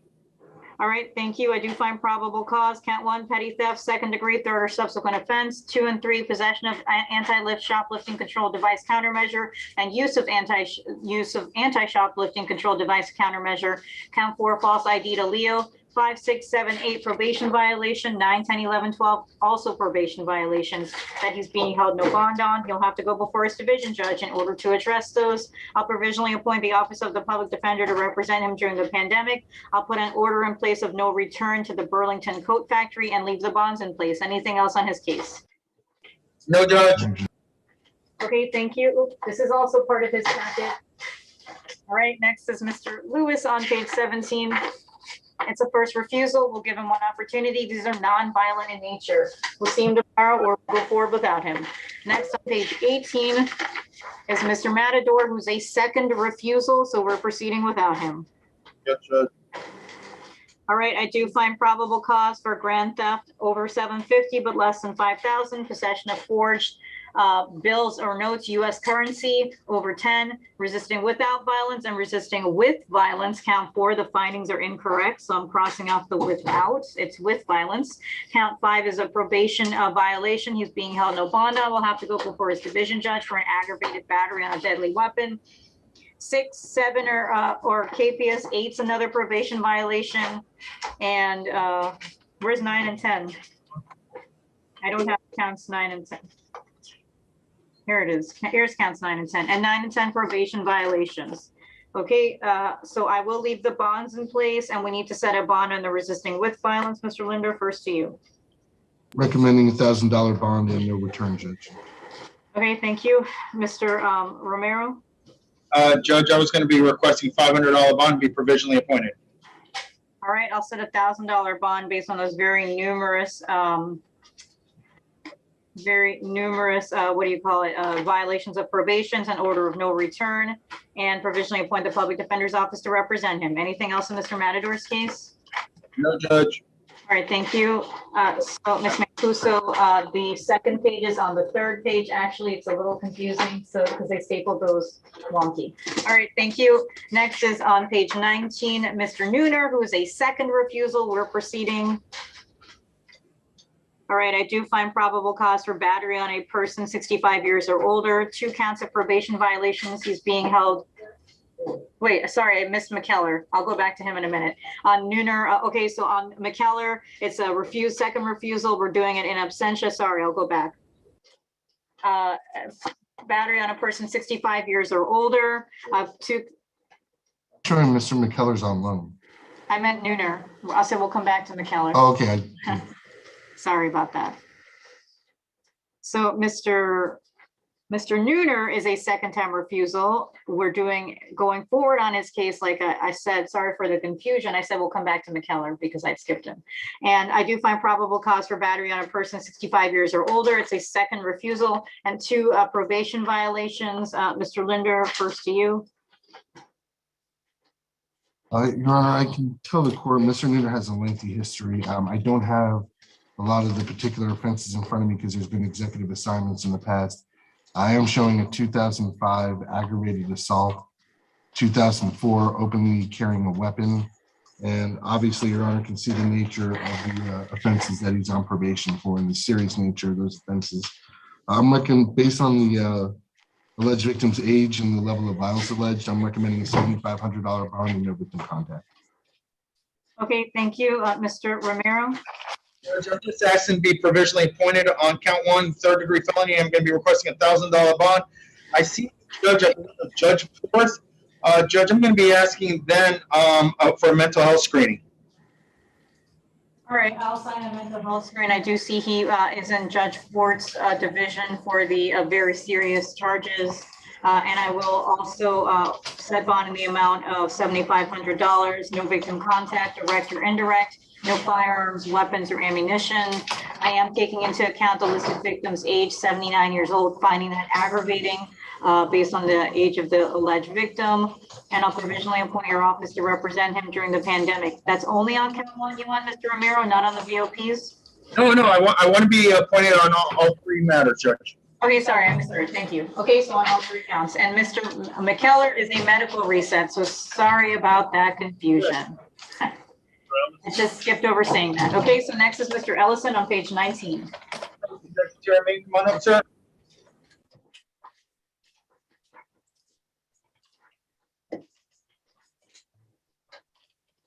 All right, Mr. Ellison, good morning. I do find probable cause for delivery of cocaine and drug paraphernalia. Ms. Worrell, yes, ma'am, first to you. Good morning, Your Honor. Mr. Ellison was released to pretrial supervision in case number 212551 CSNA. 1 count of possession of cocaine was released on March 17, 2021. At this time, we're going to request that his supervision be revoked for that. Okay, thank you. Mr. Linder, first to you, sir. Your Honor, considering the nature of that case and the allegations in this case, I'd ask that the court grant pretrial's request. I'd ask that the convenience bond of $1,000 be placed back on the possession of cocaine charge. And furthermore, I'd ask that the court keep the bond in place on the delivery charge in this matter. Okay, thank you. Mr. Romero, sir. Judge, I spoke to Mr. Ellison this morning. He's been here his whole life. Unfortunately, at this time, no one can afford to post his monetary bond. I'm asking to be provisionally appointed on these non-violent offenses. But more importantly, what Mr. Ellison advised me, he has an injury to his foot, so I'm going to be requesting that Mr. Ellison be seen by medical. So I'm going to be asking for a medical screening order on his behalf and to be provisionally appointed, Judge. All right, I'll sign that medical screen order and provisionally appoint your office to represent him. Does he have any priors, Mr. Linder? One moment, Judge. Yes. Okay. All right, so I will grant pretrial's request and set bond in the amount of $1,000 on the simple possession and leave the bond in place. Good luck to you, Mr. Ellison. Be in touch with your assigned public defender. You can always file a motion with your division judge. All right, so next is Mr. Rosen on page 19. He's here, President. Come on up, Mr. Rosen. And now I'll talk to that judge. All right, Mr. Rosen, good morning, sir. Morning. It's my understanding that you may have hired a private attorney to represent you, correct? Yes, I did. And what is the name of your attorney? He came to see me yesterday. I spent an hour with him. What's his name? Listen, I'm sorry, I was so confused. But he was here and he did leave his information with the office when he came in. Is it Jason Weiss? Once, Is that correct? out of Palm Beach. I believe so. So it's my understanding he's on his way. I got a message from my judicial assistant, so we'll put you on recall. Hopefully he's here by the end of the docket, okay? Thank you so much, Judge. Okay, thank you. We need new paperwork, Ms. Mancuso, because they wrote all over this one and then they signed it from yesterday. So I need new paperwork on Rosen, please. Thank you. I didn't see that it was. Okay, thank you. So he's going to be on a brief recall. We'll come back to him. Hopefully his attorney's here. Next is Mr. Simons on page 20, who is a third-time refusal for some reason. We're going forward without him. I do find probable cause for trespassing, unoccupied structure or conveyance, 3 counts of probation violation based on the numerous refusals. I am going to leave the bonds in place, including the no bonds and a no return order. And does your office need to be provisionally appointed, Mr. Romero? Yes, Judge. Okay, and I'll provisionally appoint the public defender's office to represent him during the pandemic. He has court tomorrow morning at 8:30 a.m. before his division judge in Division FE. All right, that takes care of Mr. Simmons. Next is Mr. Norlis. Mr. Norlis, come on up.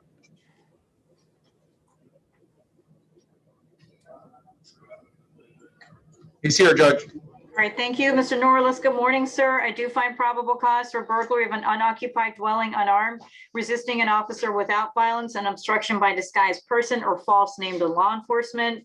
Mr. Linder states recommendation in any prior.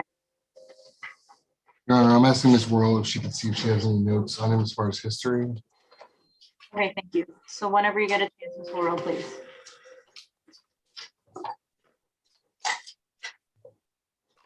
You want her arrest November 4th, 2020, aggravated assault. That's a pending ag assault. Is it deadly weapon? Not sure if it's still pending. Is that out of Broward? Oh, it must be police department. No, that was dropped, Your Honor. Your Honor, I'm recommending a $10,000 bond, no victim contact, no return, considering this is someone's home. Okay, thank you. Hold on, let me fix this volume.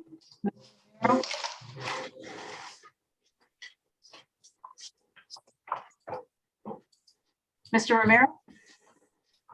Judge, my understanding is Mr. Norris is a refusal. What I'm going to be requesting is a mental health screening on his behalf, and I'm going to be asking to be provisionally appointed.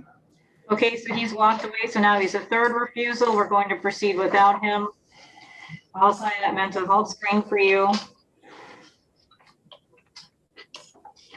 I am going to set bond in the amount of $10,000, no victim contact, no return.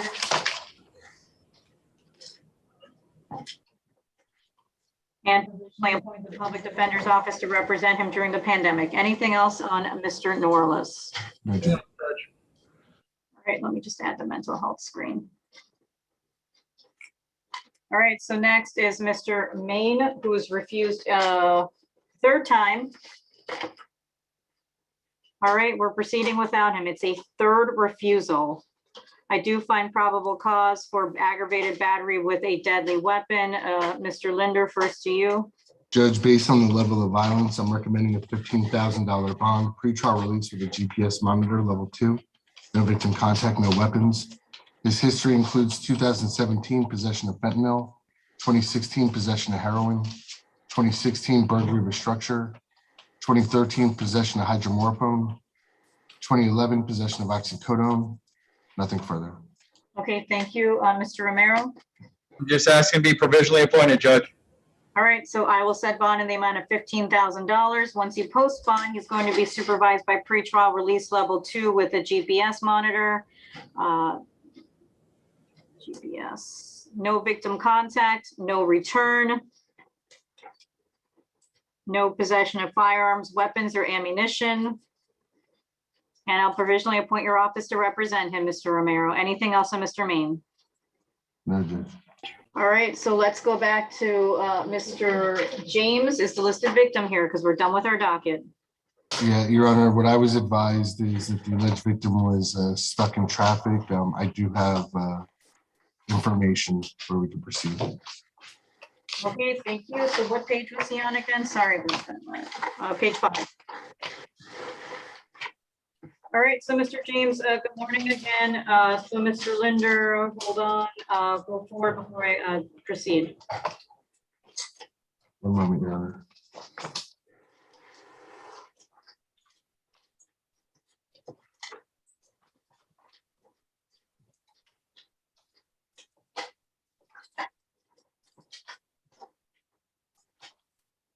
Your Honor, I'm recommending a $1,000 bond and no victim contact. He has a 2017 trespass and a 2020.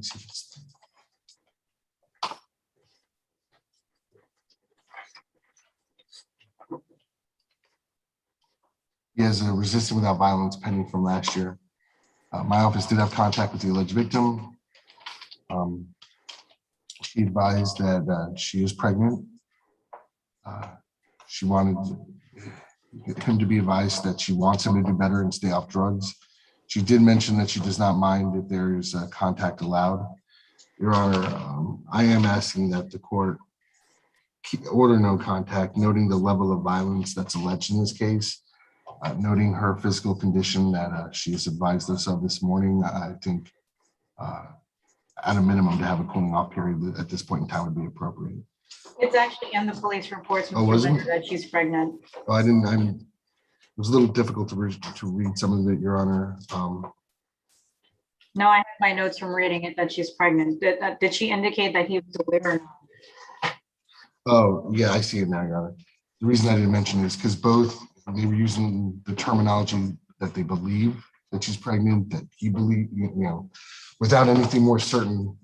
I really, I can't ask the court to set conditions based on that or bond based on that. Okay, thank you. So Mr. Romero. Judge, at this time, no objection to the $1,000 bond.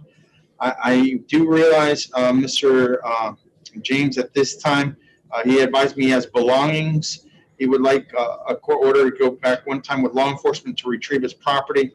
Unfortunately, well, he will be abiding by the court order as far as no contact, but at this time, he's basically homeless, Judge. So we're going to be asking to be provisionally appointed. All right, so I will set bond at the amount of $1,000. Sir, the conditions of your bond, even if you cannot post them and while you are in custody, you cannot have any contact, direct or indirect, with the listed victim. Do you understand?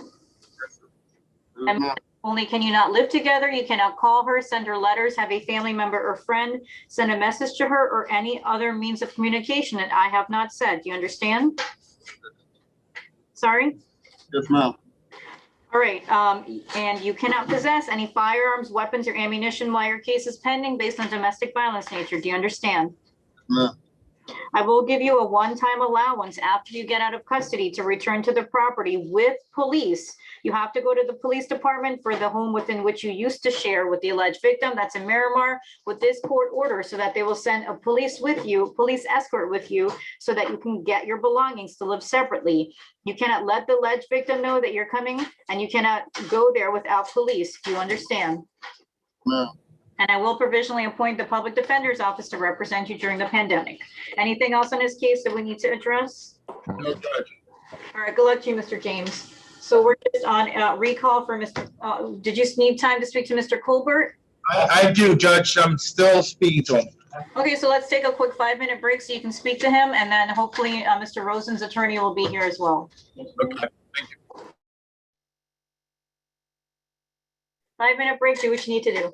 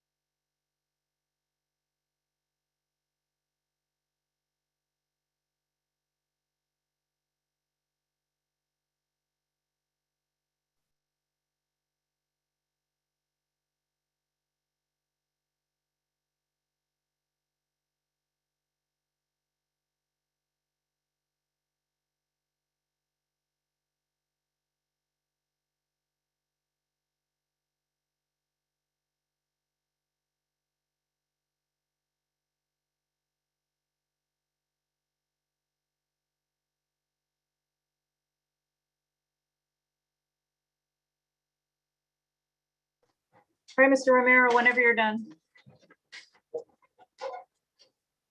We're ready, Judge. Come on up, sir. Okay, perfect. All right, so this is on Mr. Colbert on page 6. Did you have enough time to speak to him? Yes, Judge, thank you. All right, no problem. So Mr. Colbert, good morning again.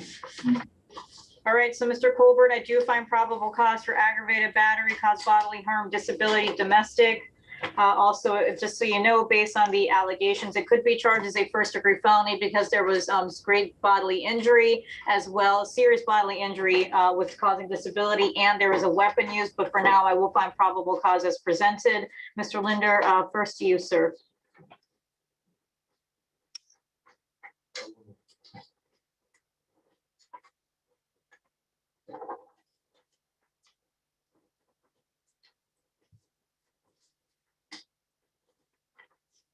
I need to find Mr. Watson too.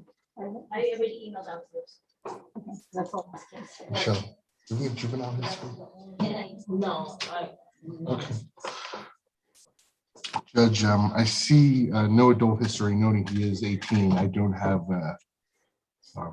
any juvenile history up, so I don't know if he does or does not have any juvenile history. That being said, just based on the level of violence, I'm recommending a $15,000 bond. No victim contact, no possession of any weapons. Okay, thank you. Mr. Romero, his mother's in the courtroom. Did you want to take testimony? I will, Judge, once I finish apprising the court of the information I learned, Judge. I spoke to Mr. Colbert this morning. My understanding, he's a lifelong resident of South Florida. He just basically turned 18 years old. He does live with his mother and the alleged victim, which I believe is his stepfather. I believe the stepfather left the premises, but in any event, he is aware of what a no contact order means, direct or indirect, and he'll be abiding by that no contact order. Now, he was going to school, he was going to Sunrise High School. My understanding is he left high school in order to help his mom, so he's looking for employment. His plan is, once he's able to achieve that, then his goal is to re-enroll and get his high school diploma. Now, Judge, I have not read the PC affidavit. I try to, since Mr. Colbert has no prior record, he doesn't know as far as the reason the proceedings today. I did advise him what we're here for today. Unfortunately, I did advise him that the court is bound by the PC affidavit, but certainly the information he shared, he's going to be sharing with his attorney to forward to the case filer. Now, in speaking Mr. Colbert, my understanding, Judge, he was protecting his mother, and then this is what came about. I believe the alleged victim is almost 6 feet tall, 180 pounds. Mr. Colbert is about 140 pounds soaking wet, Judge. But he will be abiding by the no contact order. He's going to be depending on his mom to help post his monetary bond, Judge. I believe she's a hairstylist. Considering his lack of record, even as a juvenile, he's never had a record, Judge. Was going to be asking for a $2,000 bond on Mr. Colbert's behalf and to be provisionally appointed. All right, thank you. Ms. Worrell, does he have any juvenile priors? Your Honor, based on criminal history, I have only shows today prior, today arrests and no prior.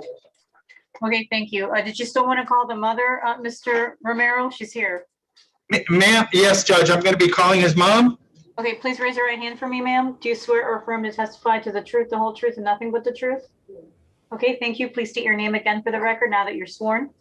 Latoya Bryant. Sorry, you need to speak up. Latoya Bryant. All right, ma'am. Mr. Romero, you may proceed. Ma'am, how are you related to Mr. Colbert? Excuse me? How are you related to Mr. Colbert? Colbert, that's my son. Perfect. Would you be the person to help post his monetary bond? I'm actually on unemployment, but I will be able to get his bond. I have money saved anyway because due to, paying rent and everything, which is not due, I will do what I have to do as his mother. To your knowledge, has the alleged victim left the premises or is he still there? He's not on the premises, and the only one on the lease actually is me and Sterling, and I guess the living situation, for now is arranged differently. It's only me and Sterling, but the lease only has me and Sterling Colbert. Is there anything else you would like to address with the court besides the facts of the case? As far as the bond, like I said, I'm on unemployment, but I am prepared to do what I have to do for him as his mother. Thank you. No further questions, Judge. All right, thank you. So I note that the reason he's no longer there is because he's in the hospital with part of his liver removed based on these allegations, based on the life-threatening injuries the police reports indicate. So that being said, I am going to set bond in the amount of $15,000 as requested by the state. Sir, you cannot have any contact, direct or indirect, with the listed victim, even while you are in custody. Do you understand? That means that you cannot call him, you cannot live with him, no letters, no emails, social media, text messages, having a family member or friend make contact with a listed victim or any other means of communication. Do you understand?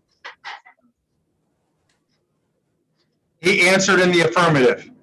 All right, thank you. You also cannot possess any firearms, weapons, or ammunition while your case is pending, Mr. Colbert, and that includes knives. Do you understand? Yes, ma'am.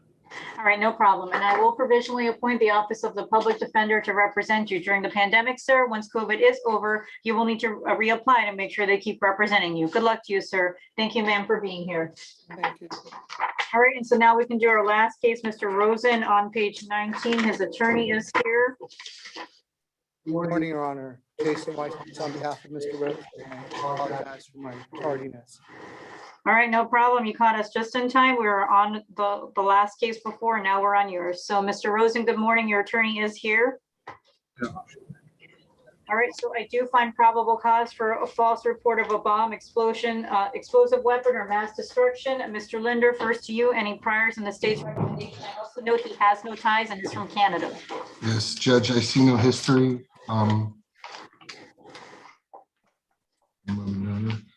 Yeah, and it would appear he has some limited ties in that he resides here for part of the year. And that's why, Your Honor, I'm not making a GPS monitor request at this point in time. I am recommending a $25,000 bond. No return to the incident location, Your Honor. If he has to set another flight, he can use the airport in Dade or Palm Beach County, frankly. No possession of any firearms, weapons, or ammunition. Your Honor's read the allegations for yourself. These are extremely serious allegations. Okay, thank you. Mr. Weiss? Good morning, Your Honor. Mr. Rosen does own property in Broward County, Century Village. He is 74 years old. He has no prior history. He has numerous health issues. Obviously, what he said at the airport caused a disturbance. He did not have a destructive device. Obviously, he was tired and frustrated, but said the magic words that you cannot say. In light of that, Your Honor, I would just ask that we set a $5,000 bond and just be given the opportunity to deal with the resolution with the state. All right, thank you, sir. Mr. Linder, is that true? He has no priors? I did not see any history, Your Honor, but frankly, I don't think it's that mitigating that he, obviously it would be very concerning if he did have an explosive device, Your Honor. But anybody in our society knows what the impact is of making statements about having a bomb in an airport, Your Honor. And at a minimum, the inconveniences this costs hundreds of people as a result of having the airport shut down and multiple terminals shut down for hours, Your Honor. It is a cause for concern that he would even somehow think to even make this comment in front of an airport employee. Not from the litigation, obviously, but should you be convicted of this charge, it does call for mandatory restitution for all of the disturbance. And certainly we will be in discussions when the time comes for that. But, airport travel has become difficult. Mr. Rosen absolutely overreacted in what he said. He certainly did not have any intention to cause the disruption that he did. It happened. It is what it is, but at this point, just for the purpose of releasing him, he's been in custody since Saturday. And I need to, ask the court for a reasonable bond so his family can post a bond. He is on numerous medications for blood pressure, diabetes. What was actually in his bag was a CPAC for his breathing issues. Okay, thank you, sir. Anything else from either party? Not at this time, Your Honor. All right, thank you. I'm going to set bond in the amount of $20,000, finding it very concerning that that statement was made that the airport would have to be evacuated and swept before it could be, people could then get back on their flights or rebook their flights or whatever they had to do to go to their final destinations. You cannot return to the Fort Lauderdale Airport, Mr. Rosen. Do you understand? Yes, Okay, that means that if you have to make accommodations to get back to Canada, you have to take another, you have to go to either Miami or West Palm Beach or any other county. Do you understand? yes, I do. You also cannot possess any firearms, weapons, or ammunition while your case is pending. Do you understand? And Mr. Weiss, is he asking to return back to Canada while his case is pending? He was actually on his way back to Toronto to have a full cardiac workup and to meet with doctors. So if Your Honor would permit him to travel to Canada, we would make that request. Okay, no problem. So I do need to put it in the findings. So that's what I asked. So there's no issue when he flies out. So I will put in Yes. the findings that he can reside in Canada, okay? Yes, ma'am. All right, thank you. Anything else on his case that we need to address? No, Judge. No, Your Honor. Great. Thank you, sir. Thank you for making it here just in time. Saved by the bell. That's what they say. All right, good luck to you, Mr. Rosen. Can I just say that Thank you, Your Honor. I believe that's it for our docket, guys. Do you have any questions? Thanks for everything. All right, no problem. So to the jails, do you guys mind logging back onto the systems? We have to get this figured out. I'm turning the system back on to see if we can figure out what the issue was this morning.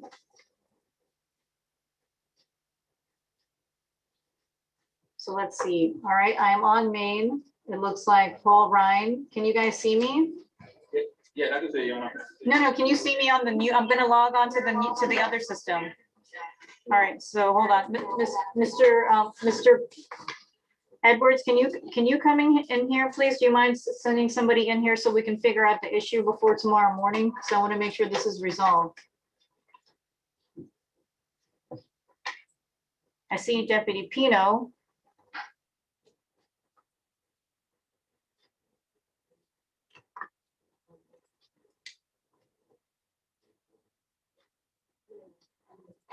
Okay, let me see if he can come in here. Can you?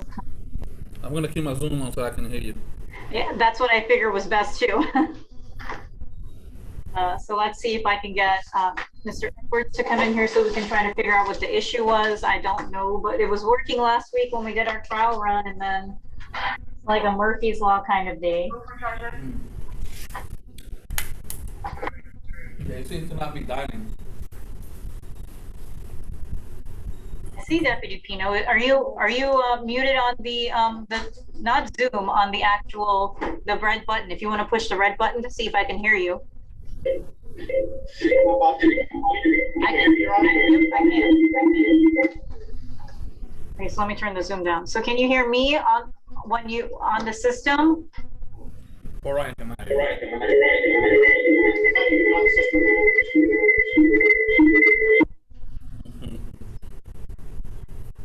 So I asked Mr. Edwards to join us. Hopefully we can get this resolved. We can stop live streaming, guys. We're just trying to figure out our audio issues.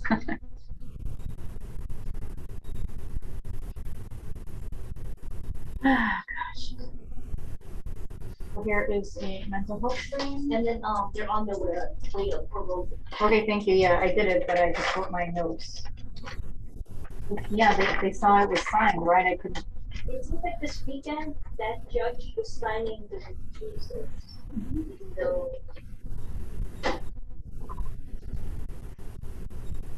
Hold on, let me mute this.